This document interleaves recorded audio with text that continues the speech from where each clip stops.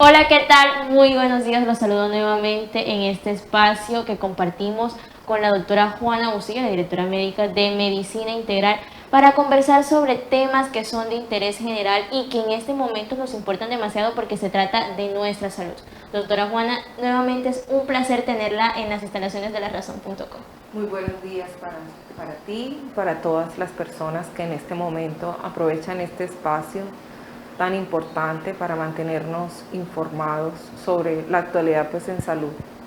Así es, bueno, en esta ocasión el tema con el que vamos a conversar es la importancia de acatar, de adoptar todas las medidas de bioseguridad que debemos seguir precisamente para contener la propagación del virus COVID-19, que entre otras cosas nuestro departamento tiene alerta roja hospitalaria y nuestra ciudad capital Montería se encuentra referenciada por parte del Instituto Nacional de Salud como una de las ciudades con mayor índice de positividad de este virus. Entonces, doctora, empecemos y entremos en materia. ¿Por qué es importante acatar estas medidas de bioseguridad y qué debemos tener en cuenta, sobre todo porque al inicio de la pandemia eran más las indicaciones que nos daban que quizás las que seguimos en este momento? Bueno, ha pasado muchas cosas durante todo este tema. Reitero el tema del desgaste que producen los confinamientos, pero más allá de eso es la relajación de las medidas, no solo porque por el tema del autocuidado, la pérdida del autocuidado, sino porque creímos que ya habíamos superado la fase de la pandemia.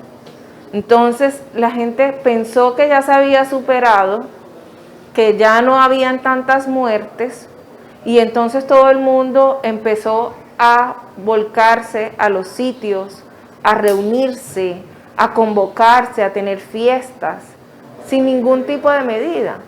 Entonces eso ha hecho que estemos en esta situación, ¿no? Para las personas que se siguen cuidando, es una invitación a continuarnos protegiendo, porque a veces la población también se siente como regañada, pero si yo me estoy cuidando, si yo estoy cuidándome y no me he contagiado o he evitado al máximo, ¿por qué me regañan también a mí? Entonces es un tema de conciencia ciudadana. Hemos visto que todas nuestras autoridades lo han venido diciendo, es un tema de conciencia, de yo me protejo, te protejo a ti, protejo a mi familia, ¿sí? Pensar apenas en uno de nosotros. O sea, si yo me cuido, tú te estás cuidando. Tú te estás cuidando en el sentido de que mantengo las medidas, el distanciamiento social, esto que estamos haciendo aquí, utilizar tapabocas, como estamos aquí conversando tú y yo en este momento, con un tapabocas, con el uso adecuado, que cubra la nariz y que cubra hasta el mentón, ¿sí? El hecho de estarse lavando las manos constantemente y evitar los espacios cerrados con aglomeraciones de más de personas del aforo, ¿cierto? Entonces es un tema que tiene que ver no solamente con la conciencia, sino con el autocuidado, con esa responsabilidad que yo como persona, como ciudadano, tengo sobre mi salud. Entonces, estas medidas que ahora dijimos ya no se van a tomar, por ejemplo, el tema de la toma de la temperatura, que a todos nos daba como tranquilidad, pero lo que se pudo observar a nivel mundial es que ningún caso de COVID-19 se pudo detectar por la toma de la temperatura. Sí, porque hay muchas personas asintomáticas. Dos, porque tú puedes tomar un antipirético, es decir, un medicamento para evitar la fiebre, y pasas por un detector de esto, ¿cierto? Entonces, digamos que esa no era la medida, realmente entonces se dieron cuenta, listo, vamos a replantear y evitar esa situación que también genera bloqueos o genera algún tipo de incomodidad. Entonces, mira que también las medidas se han venido tomando conforme a lo que la mejor evidencia nos proporciona, ¿no? Y mire que en este tema de las medidas que ya se han ido eliminando, teníamos el tema de la limpieza de los zapatos, de la suela de los zapatos, teníamos tapetes de desinfección. Cuando viajábamos, quizás antes de montar a un vehículo, mejor dicho, nos bañaban completamente y estaba, no sé si en este momento se pueda llamar mito o qué sé yo, usted me corregirá, que había como ciertas determinaciones en cuánto permanece el virus en cada superficie. Entonces era, no puedo tocar esta mesa de madera porque el virus ahí puede durar 4 horas, no puedo tocar algún elemento de aluminio porque el virus aquí dura 6 horas. Entonces son cosas como que se han ido aprendiendo conforme ha avanzado la pandemia, y pues que no nos enfrentaban, las personas de la salud no se enfrentaban a algo completamente desconocido, porque no es primera vez que hay un coronavirus circulando por nuestro mundo, pero de cierta manera esto fue algo que tenía variantes un poco más complejas y que obligaba sí o sí a un estudio más riguroso de cómo nos íbamos a enfrentar a él. Esto es como un invitado desconocido. ¿Sí? Vamos a hacer como la aclaración. Es un invitado que tú no conoces y llega a tu vida y llegó a la vida de todas las personas, pero sabemos que sus consecuencias pueden ser eventualmente devastadoras, es decir, terminar en casos de muerte. Así es. Pueden afectar notablemente la vida de un individuo. ¿Por qué? Porque deja secuelas, ¿sí? Y en algunos casos, que es un alto porcentaje de la población, puede también cursar como asintomático. Entonces, ¿qué pasa cuando una persona asintomática no desarrolla, es decir, una persona que no desarrolla síntomas frente a la enfermedad, o sus síntomas son leves y pueden pasar desapercibidos ante las otras personas? Entonces, lo que normalmente la gente decía, bueno, la limpieza de superficies se introdujo como medida porque mucha gente se sonaba la nariz, se limpiaba la cara, se limpiaba la nariz, estornudaba y pasaba su mano por las superficies, y entonces muy seguramente el contacto se supuso o se estableció como medida para poder prevenir los contagios. Hoy en día se sabe que la transmisión del SARS-CoV-2 es a través de aerosoles. Por eso la medida que persiste aún con el paso del tiempo, aún después de un año de pandemia, es el uso del tapabocas. Correcto. ¿Sí? El lavado de manos, ya te expliqué por qué, porque una persona enferma puede contagiar, muy seguramente, es como la gripe, como influenza. Influenza, si tú estornudas sin ningún tipo de tapabocas y sin lavarte las manos, te contagias. Eso es lo que normalmente pasa con la gripa. Otra persona estornudó al lado mío y me contagié. Lo que pasa es que ya, gracias a las estrategias de vacunación, ya para nosotros la gripa o la gripe o la influenza no tiene connotaciones mortales, ¿sí? Y gracias a todos esos temas de vacunación. Y además que nosotros no tenemos la cultura de ausentarnos de nuestras actividades cuando estamos con síntomas. Así es. Entonces también son muchos factores. Entonces vamos a hacer como una ecuación. Me gustaría que hiciéramos como una ecuación. ¿Cuáles son las medidas que realmente impactan? El lavado de manos, el uso del tapabocas y el distanciamiento social.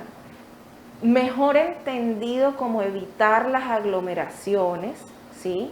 Mejor entendido como evitar yo estar en una sala o en sitios cerrados o no abiertos, sin protección, sin mascarillas, ¿sí? En estos espacios cerrados o cuando haya aglomeraciones de personas. Eso es muy importante.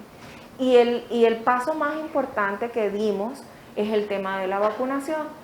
Pero ¿qué ha pasado? Que dijimos, no, ya llegó la vacuna, me puedo tranquilizar.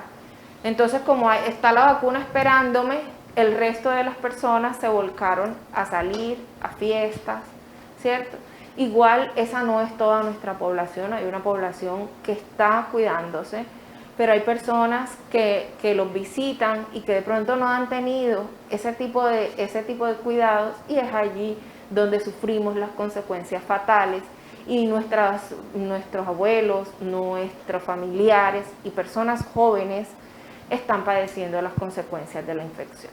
Con esto que usted acaba de mencionar me ha dado pie para dos interrogantes principales, y es, primero me quiero enfocar en el elemento que se ha convertido como nuestro escudo principal para enfrentarnos a este virus que nos ha tenido ahí ingeniándolas cómo sobrevivir durante este año de pandemia en todo el país, y es el uso de la mascarilla o el tapabocas.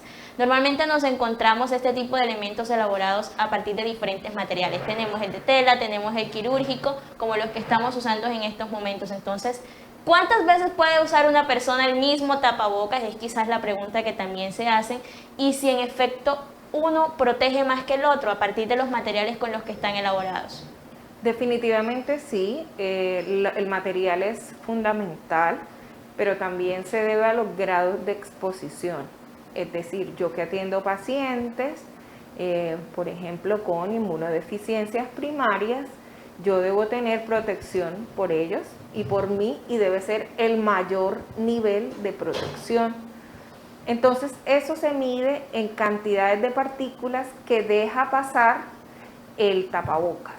Entonces, un tapabocas de pronto artesanal, que son estos de tela, que hemos visto, que se implementaron, también se tomaron como una medida para evitar, peor era nada, Correcto. ¿cierto? Entonces, peor era nada. Pero ¿qué empezó a pasar? Que todo el mundo empezó a utilizar tapabocas de colores, tapabocas de no sé qué, de formas, con la ropa, que le combinaran con la ropa, y resulta que no los lavaban, ¿sí? Entonces, ese también, el uso del tapabocas está condicionado también a qué tanto tiempo estoy afuera y con qué tantas personas estoy. Entonces, el intercambio de los tapabocas desechables idealmente debe ser cada 8 horas. El tema también pasó, es la huella de carbono que esto deja. sí. Es decir, todos estos contaminantes que tenemos a raíz también. Entonces, es un tema de mediar. ¿Qué es lo mejor que yo puedo hacer? Mantenerme en mi casa, con los míos, con los que sí conozco, ¿sí? Y que siempre y cuando no tengamos síntomas en casa, no debemos tener el uso del tapabocas. Pero si llega una persona externa, todos debemos ponernos tapabocas, ¿sí? Si llega una visita por algún motivo, atenderla en un lugar abierto, ¿sí? Que no demore mucho tiempo esa persona conmigo, y a esa persona solicitarle que utilice adecuadamente el tapabocas. Es decir, cuando el tapabocas lo utilizo por debajo de la nariz, está mal utilizado. Cuando lo utilizo por encima del mentón, está mal utilizado, ¿sí? O cuando las agarraderitas del tapabocas no está bien utilizado. Entonces es muy importante, uno, el correcto uso, desechar los tapabocas a tiempo. Si estamos utilizando por nuestras condiciones económicas o por cualquier motivo, estamos utilizando de materiales de tela, pues lavarlos constantemente y asegurarse de tener varios para el intercambio adecuado, ¿sí? Y no intercambiar tapabocas. Es decir, mi tapabocas no es tu tapabocas, es de uso personal, totalmente de acuerdo. Bueno, el siguiente punto que usted mencionó era el tema de la vacunación. Esta se ha convertido también en la medida de medidas, porque es como la esperanza que nos llegó a todos en medio de la pandemia, y era lo que habíamos estado esperando desde el momento en que las cosas se volvieron un poco más críticas, que las cosas se volvieron un poco más alarmantes, y la pregunta era, ¿cuándo vamos a tener una vacuna? ¿Cuándo va a llegar la solución para este virus? Ahora que la tenemos, bueno, ya sabemos lo que ha pasado, ha habido un poco de relajamiento, pero en sí, ¿cómo avanza nuestro departamento? En el caso específico, usted que ha estado en todo este proceso de vacunación en la ciudad de Montería, ¿cómo avanza en nuestra ciudad? Y sobre todo, expliquemos un poco cuál es esa población que está recibiendo este medicamento, cuál es esa población que tiene acceso a las vacunas, porque ha habido bastante confusión en cuanto a las edades, que si mi abuelito tiene 60 se puede vacunar en este momento o tiene que esperar un tiempo mayor. Entonces, es importante hacer claridades en torno a este tema. Bueno, en Córdoba y en nuestra ciudad de Montería hemos avanzado en el proceso de vacunación. Lo que pasa es que hemos enfrentado, como todo proceso nuevo, hemos enfrentado algunas dificultades. Para nadie es un secreto que hay comunidades en donde el acceso es muy difícil, donde los abuelitos no pueden salir. Ahora con la temporada de lluvias el acceso sigue siendo más difícil. Vacunar casa a casa es más demorado, ¿sí? pretenderíamos que si vacunamos a toda la población casa en casa, los tiempos de vacunación se ampliarían demasiado, de forma exagerada. Entonces la meta de vacunar al 70% de la población realmente no la cumpliríamos a este paso que vamos, ¿cierto? Estaríamos hablando de 2025, lograr terminar estas escalas de vacunación. Entonces, la vacunación tiene que ser a escala, por grandes grupos. Entonces, ese es el primer tema. El segundo tema fue que se empezó por trabajadores de la salud que estaban más expuestos, y luego de haber completado gran parte de esa población de trabajadores de la salud altamente expuestos, se pensó en los mayores de 80 años. Okay. Eso para todos fue claro.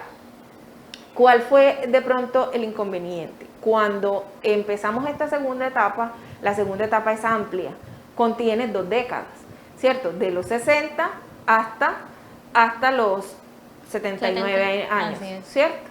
Entonces, como esta fase es tan amplia, cuando las autoridades nacionales sacan los decretos o las resoluciones que dice, listo, podemos iniciar la fase 2, todos nos quedamos, y muchas ciudades iniciaron ese proceso de vacunación para ese grupo etario, para esos rangos etarios tan amplios.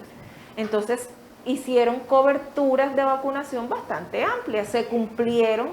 De hecho, son los departamentos que mayores niveles de vacunación tienen, porque se ampliaron, ¿cierto?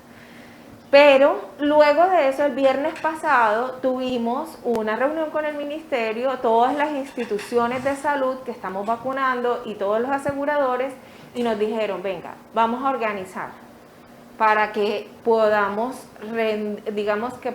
utilizar de la mejor forma y pueda ser ordenado. Entonces dijeron, listo, vamos a empezar por algo que se llama quinquenios, es decir, cada 5 años. Entonces vamos de atrás hacia adelante, es decir, ya dijimos que los de 80 más, luego vamos de 75 más, luego vamos 70 a 74, luego vamos y así, ¿cierto? Correcto. Así van a ser escalados en este momento. Que también se dijo en esa reunión, dijimos, bueno, los de las personas que están privadas de la libertad porque están en hacinamientos, las personas que están en asilos, ¿sí? Y los lugares alejados donde las metas de vacunación sean menores, entonces allí también se podía iniciar la vacunación, pero en los centros poblados, en las ciudades capitales, esto pues no estaba normatizado. Entonces, yo pienso que ha habido mucho de temores a raíz también de lo que tú mencionas, la alerta roja. Sí. Todos nos atemorizamos el lunes amanecimos todos con esa angustia. La primera noticia que nos encontramos es la alerta roja, y a veces la gente no lee o no ve los noticieros, o no está informada, o no está en el área de la salud y no sabe qué está pasando. Entonces, cuando tú te levantas y encuentras entonces todo el mundo se atemorizó, todo el mundo se asusta. Entonces, eso hace y ve que en los otros lugares están vacunando, en Santander, en Sucre, en Bolívar, y uno dice, pero ¿por qué? Se crea como una especie de pánico. ¿Qué pasa en mi ciudad? ¿Cierto? Entonces, la idea es hacerlo de la forma más organizada posible, que no haya aglomeraciones. Nosotros, a partir pues, de este fin de semana, lo que instauramos fue unas solicitudes particulares, que hacemos unas solicitudes. Si estás dentro del rango de edad, puedes ingresar a nuestra página, y en nuestra página de Medicina Integral S.A.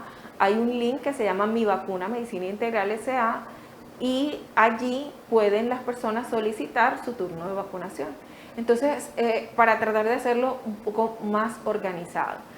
Nosotros con nuestros convenios pues tenemos unas poblaciones un poco más pequeñas que de pronto los objetivos que pueda tener la ciudad en general, pero tratamos de vincularnos a esa estrategia BRAS, que es vacunación sin barreras, vacunación segura, ¿sí? Vacunación rastreo, y aplicación segura, que es la estrategia que se aplicó aquí en nuestra ciudad. Y conscientes de esa responsabilidad social que tenemos, pues ampliamos el tema de la vacunación para poder recibir a todas las personas. ¿Cuál es el tema? Que debemos esperar también nuestro turno de vacunación. Eso es ¿Para qué? importante. Porque lo que ha dicho el ministerio definitivamente es que a medida que se vaya cumpliendo el 50% más 1, yo puedo ir avanzando a la siguiente edad. Así es. Entonces, ¿qué pasa? Que no solamente debemos ir a vacunación solamente los fines de semana, no, vacunación está todas las semanas, todos los días, estamos tratando de vacunar, pero lo que vemos y lo que hemos notado es que las personas solo van los fines de semana. Entonces también es un llamado a los empleadores, venga, con su cita de vacunación, denle permiso al cuidador del abuelo, del tío, para que pueda asistir a su cita de vacunación en el horario estipulado.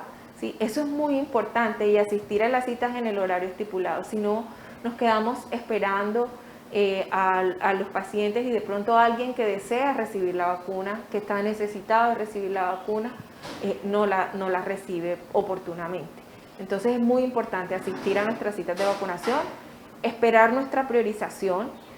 Ahorita iniciamos todo el tema de la fase de trabajadores de la salud de segunda y tercera línea. Realmente todos los trabajadores de la salud, todas las personas que atendemos personal, pienso que estamos dentro de una gran población expuesta, pues porque todos los que trabajamos en salud se han contagiado, desde el intensivista que está directamente en contacto hasta el portero de las clínicas, entonces, y de los sitios de salud. Entonces es muy importante que todos tengamos en cuenta ese proceso. Y si todos lo tenemos en cuenta, pienso que podemos lograr nuestra meta de vacunación para nuestra población y estar protegidos.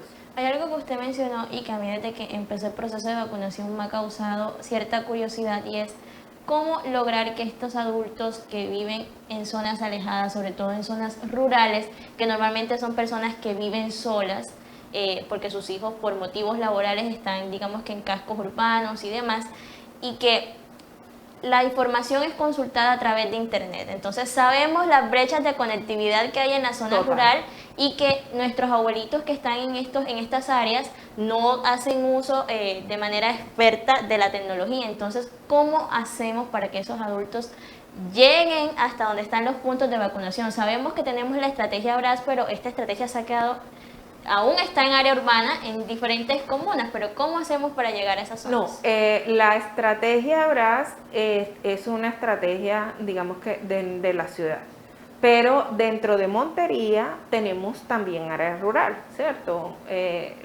Entonces, por ejemplo, Aguas Negras, Garzones, los lugares un poco más distantes dentro, que hacen parte del casco urbano, pero que también constituyen ruralidad. Entonces hacia allá se han desplegado una serie de brigadas para conglomerar de pronto en colegios, que es lo que se ha venido haciendo de mi vacuna a tu comuna, ¿cierto? Mi vacuna a mi comuna. Entonces ese tema ha facilitado también que si yo estoy cerca, pues puedo irme hacia mi lugar más cercano a vacunar. Y esa vacunación no tiene distingo de EPS, eso nos debe quedar muy claro, cuando lo hace a través de la S Vidasinú, que es el líder aquí en todo el tema de vacunación en nuestra ciudad. Entonces lo hace y no hay distingo de ninguna EPS, es decir, si yo cumplo con mi rango de edad, yo puedo asistir a estos puntos de vacunación. Esa estrategia está sin cita previa. Nosotros tenemos la estrategia con cita previa, y hay una estrategia departamental. Entonces la estrategia departamental es a través de las empresas sociales del Estado u hospitales públicos, o los CAMUS de algunos municipios. Entonces, dependiendo del municipio, como cada uno conoce mejor su población, entonces sabe hacia dónde debe dirigirse. hacia dónde ir y están yendo en algunos lugares de casa en casa. Por ejemplo, San Bernardo del Viento cumplió el 100% su estrategia de vacunación, pero la población también era un poco más pequeña, vacunar 800 personas, a diferencia de nosotros en Montería, que tenemos una estrategia bastante alta. Lo que tú dices es muy importante.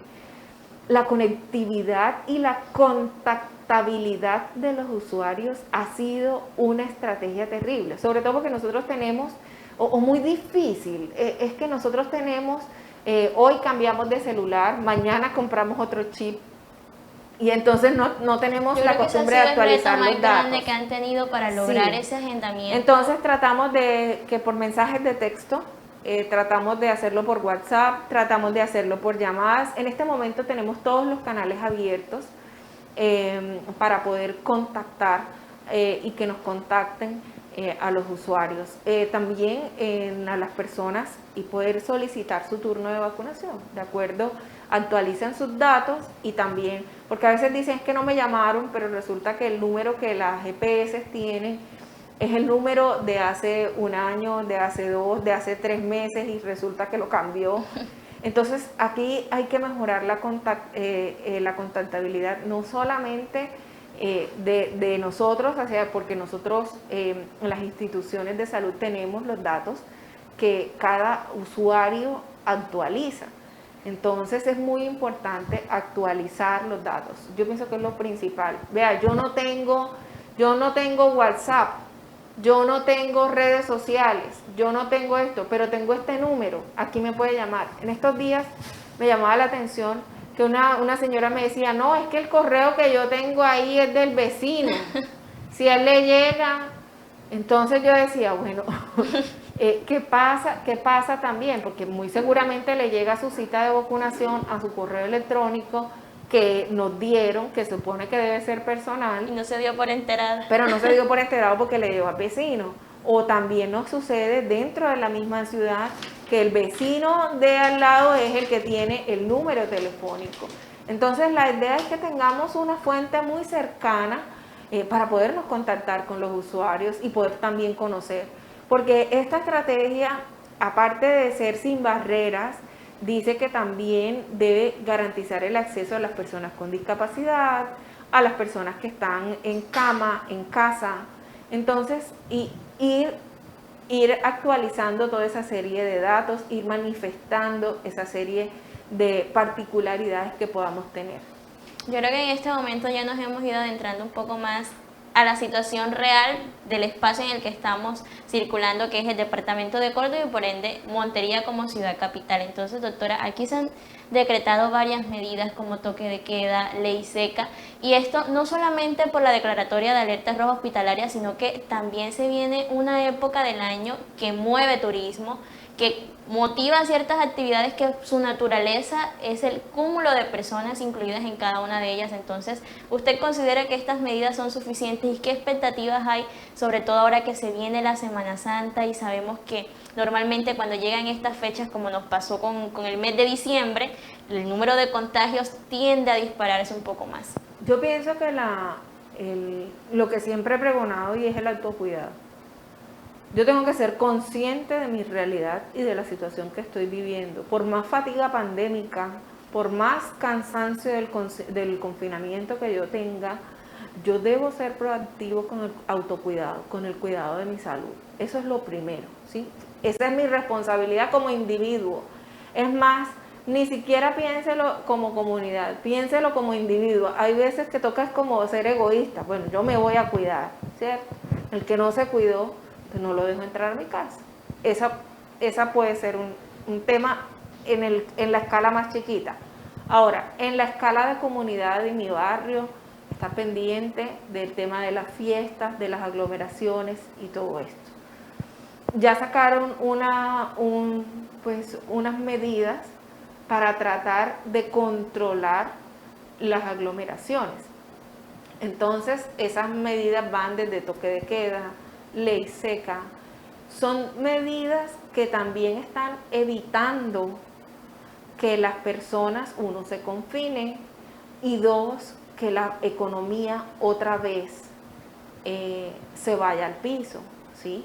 Nosotros no somos de las regiones más ricas del país, pero tenemos que conservar también. Entonces yo pienso que es un proceso paulatino. El confinamiento también nos mostró que igual nosotros nos confinamos y tuvimos casos. Entonces eso yo pienso que es el tema de las medidas. Entonces, ¿quién debe confinarse? Si yo tengo síntomas respiratorios, yo debo ponerme en cuarentena.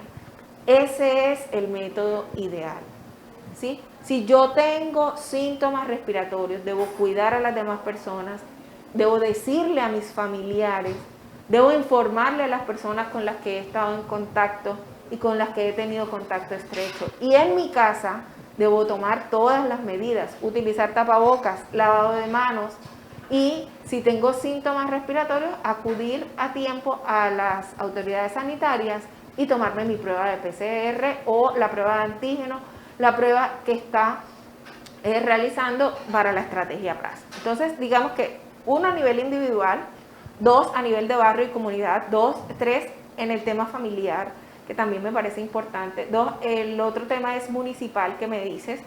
El tema municipal es establecer como medidas para la gran mayoría de la población. Entonces hay muchas personas que dicen, bueno, pero ¿por qué es en la noche? Porque la gran mayoría de las fiestas también se hacen en las noches, ¿cierto? Ahora, muchas personas, de pronto no trabajadores de la salud, sufrimos las consecuencias o nuestros familiares quebraron sus empresas, ¿sí? O sus pequeñas, ni siquiera empresas grandes, porque aquí las empresas grandes no son de pronto las que fallecen en estos procesos, pero sí las microempresas, sí los emprendimientos. Entonces, hubo necesidad de reinventarse y ahora considero que en este momento de recogimiento no salgan, ¿sí? Estén con su familia, que esta época es de pensar, de reflexionar, de tener autocontrol, del amor al prójimo. ¿Y por qué si esta época es una época religiosa, la Semana Santa, vamos a tener desmanes en nuestras conductas de autocuidado? ¿Por qué vamos a perder el cuidado? Es la hora, este es el momento de más reflexión para nosotros, no solamente con nuestras conductas en salud, sino que es un momento de recogimiento. Entonces, seamos consecuentes con eso, ¿sí? Es un llamado a la población a cuidarse. No podemos entonces coger y encerrar a todo el mundo y venga, enciérrese en su casa. Si la gente no se cuida, tendremos que volver al confinamiento estricto, ¿sí? Pero eso va a depender también de la capacidad que tengan las personas de informar a tiempo sus síntomas, ¿sí? Hay personas que hacen fiestas y están sintomáticas. Y porque lo vieron como una gripa, no, eso es gripa. No, eso es por la lluvia. Y resulta que no tuvieron la delicadeza de informarle al otro que estaba teniendo síntomas, no se aisló.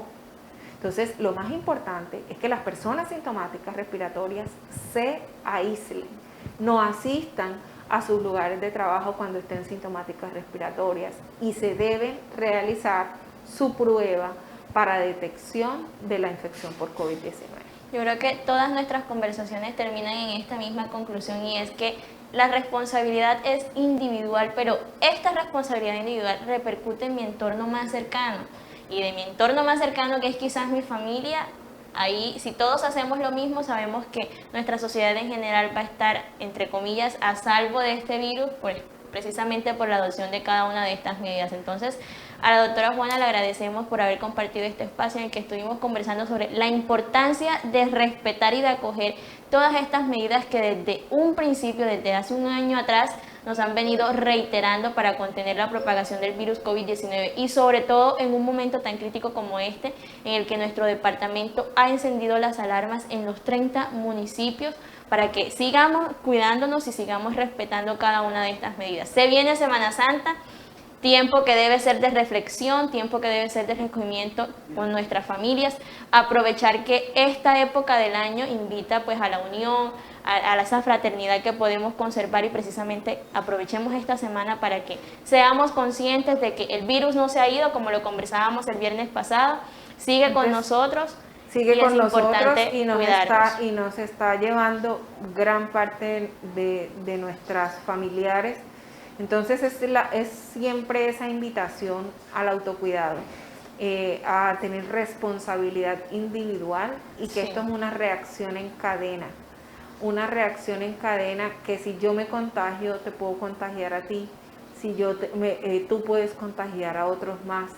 Entonces, y no sabemos quién de nosotros es el que va a pagar las consecuencias más altas.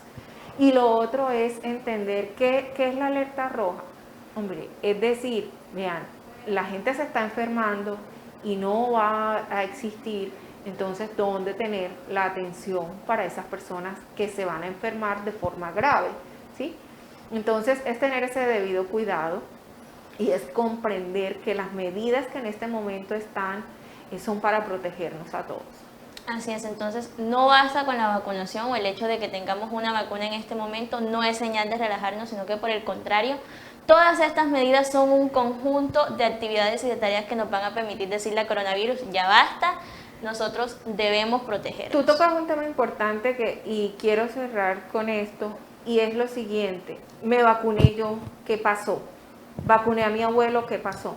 Hay que esperar hasta 2 semanas después de la segunda dosis para realmente estar protegidos. Y eso es muy importante. Y la gente piensa que solo la vacuna. No, señor.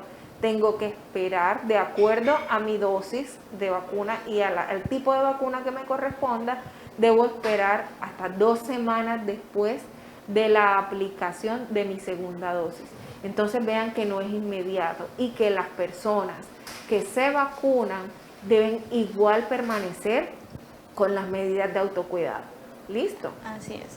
Bueno, doctora Juana, le agradecemos nuevamente por estar aquí cumpliendo esta cita con nosotros todos los viernes para hablar de temas que sé que a nuestros seguidores les interesa y que son pertinentes en esta coyuntura que estamos viviendo actualmente. De verdad que le agradecemos por haber compartido todos sus conocimientos con cada uno de nosotros. Muchas gracias. Bueno, nosotros nos despedimos nuevamente haciéndoles el llamado y reiterándoles que el COVID-19 no se ha ido y que es momento de cuidarnos, que debemos seguir adoptando cada uno de los protocolos de bioseguridad. No olvidemos el uso de la mascarilla, el lavado de manos y por supuesto a todas aquellas personas que ya están formando parte de esas fases de vacunación, no olviden cumplir su cita de agendamiento porque esta es una de las medidas más importantes para contener la propagación del virus. Nosotros nos despedimos y les deseamos un feliz día.